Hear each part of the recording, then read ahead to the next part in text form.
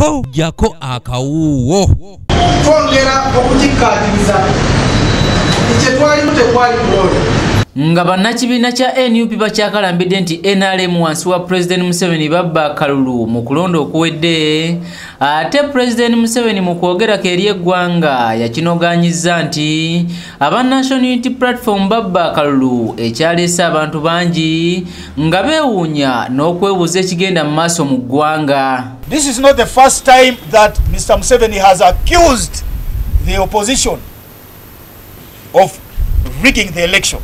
Bannakibiina kya Democratic Party nabo President wabwe Norbert Mao yali mu lwokano lw'okunoonya akalulu okulembera eggwanga basinzidde mu lukuŋŋaana lwa bannamawulire ku kitebe ky'ekibiina kino mu Kampala ne bategeeza nti President Museveni okugamba nti NUP yabba akalulu tebakikakasa nga bo bagamba okulonda bakugeraageranya na lutalo. Fenga Democratic Party twongera okukikkaatiriza kye twali mutekwali kulonda.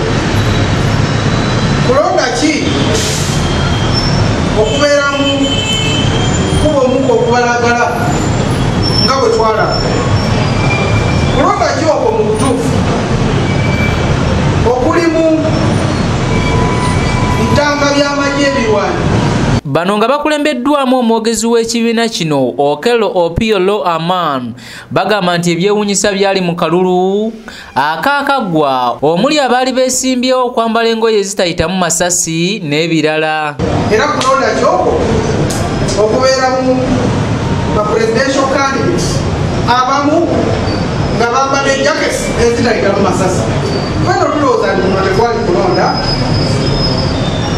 Era omukulembeze bw'avaayo n'agamba nti twapa akalulu tabeera mwenkanya kubanga bwe tetulina structures zibba akalulu ye olw'okubanga alina structures ezibba akalulu nazo katuzoogere amagye poliisi akakiiko k'ebyokulonda. Abakulu bano era basabye gavumenti okutunuulira abantu beekyasibidde emirimu gyabwe babaleke baddemu okukola kubanga obulwadde amagezi agabwewala weegali. Corona virus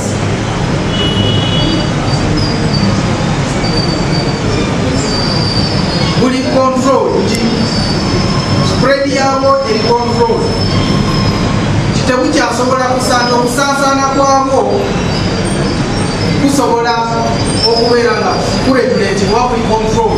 Sabbiiti ewedde gavumenti yatongoza okugema COVID-19 wabula wakati mu mulimu guno amawanga agawerako gayimiriza dde okugema kuno olw'okwekengera eddagala lya AstraZeneca ku bulamu bw'abantu wabula banna Democratic Party beewuunya gavumenti ya kuno okusirika obusirisi n'egenda mu maaso n'okugema bannayuganda.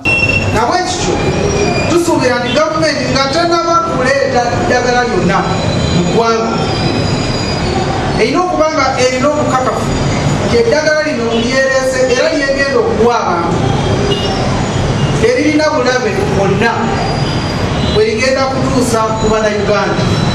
Gavumenti bw'etakola ekyo eba esuddewo omulimu omukulu okugikwasibwa ssemateeka. Nze Matiya Ssekanjako ku lwa ABS Television. N'abantu bennyininyini abakola eddagala lino lyaleetebwa wano tebanabeera bakakafu ku kabi ki akayinza okuva mu ddagala lino.